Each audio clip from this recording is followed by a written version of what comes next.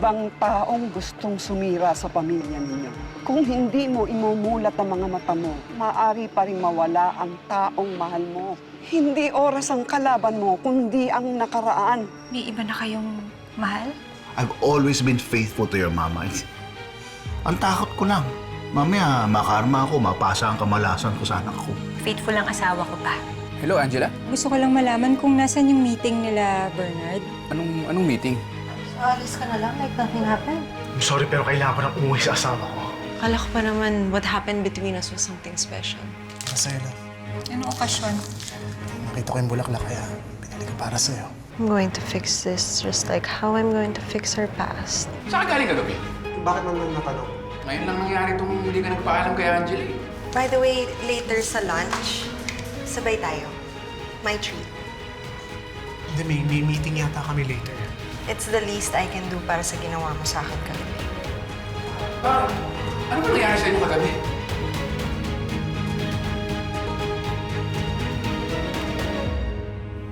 Wala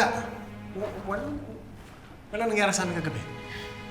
Kakasabi lang nito ni Chloe, oh, it's the least she can do para sa ginawa mo sa kanya kagabi. What I meant was, ginawa niya para sa akin kagabi. Nagkamali lang yung Tagalog ko. Okay? Because Bernard here met with my clients last night. And if it weren't for him, baka wala na tong project na to sa akin. Or even my job. So thank you. You're such a good friend. Uy, yung... Yeah, kalimutan mo na yun. Okay na yun. No, hindi ko makakalimutan yung ginawa mo sa akin kagabi. I mean, ginawa mo para sa akin kagabi. And I wanna make it up to you. I promise.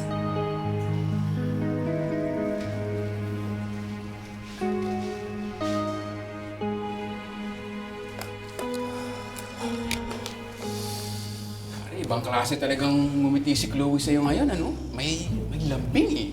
Talagang tumatak yung ginawa mo sa kanya para sa kanya. Trabaho nga lang. Trabaho lang. Eh, pare, sabi mo eh. Trabaho na rin ako.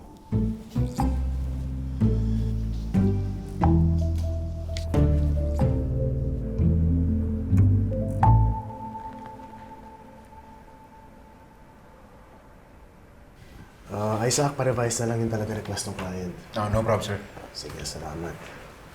And sir, since tinanggap ng client yung proposal, nakasave tayo ng cost sa construction at sa manpower. Boss, isn't Bernard amazing? He was able to save this project for us. He's just the best. Swerte mo. Maasahan itong si Bernard. But next time, make sure na ikaw mag-handle ng project, okay? Hindi yung pinapasa mo sa iba. Yes, boss.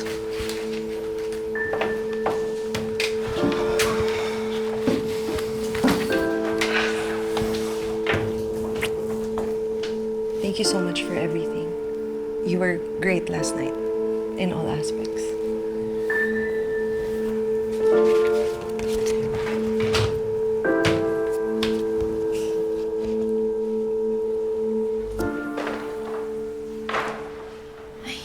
Best lunchtime na. Baka naman kumain na si Bernard. Di na umabot yung dala mong food.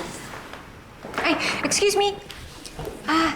Si Bernard, nakita niyo? Eh ma'am, nasa meeting po siya eh. Pero baka pabalik na rin po siya, ma'am. Okay, sige. Thank you, ha. Dito na lang natin hintayin si Bernard.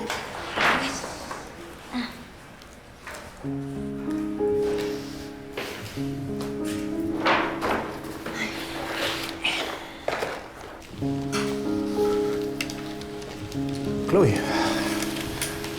Hey, about last night.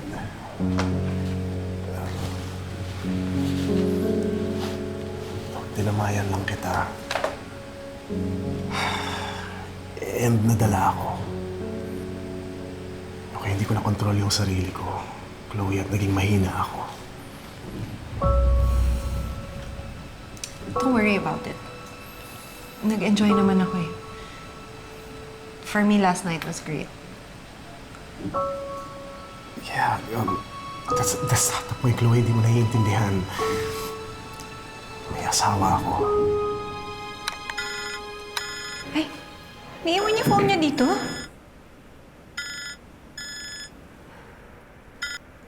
Hello? Sorry mali yata ang natawagan ko. Ay, si Bernardo ba kailangan nyo? Sino to? Asawa niya ho to. Si Bernardo kasi nasa meeting siya ngayon. Naiwan niya nga tong telepono niya dito sa desk. May asawa na pala tong si Bernard.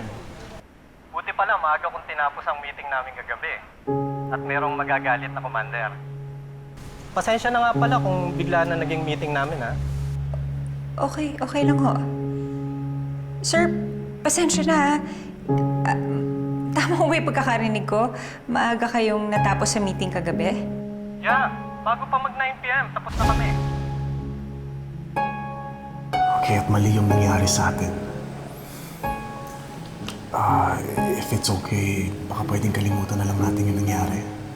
Kasi baka may makaalam pa. Okay. My lips are sealed. Okay.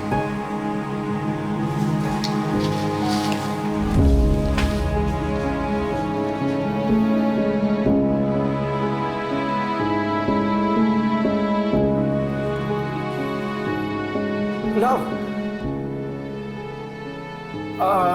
Kanina pa kayo dito?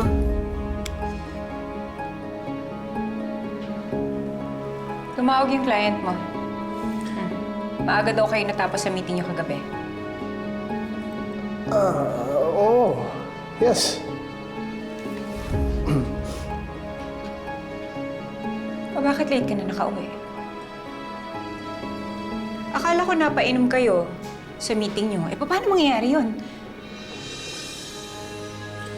Saan ka nanggaling kagabi? Bernard, ano? Sinong kasama mo kagabi?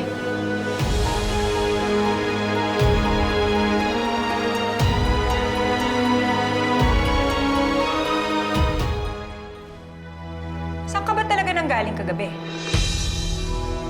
Sinong kasama mo kagabi? Angela, pauwi na kasi dapat ako. Pero nakita ko yung batchmate ko ng high school. Sino? Sino? Sino? Si Matthew. Matthew.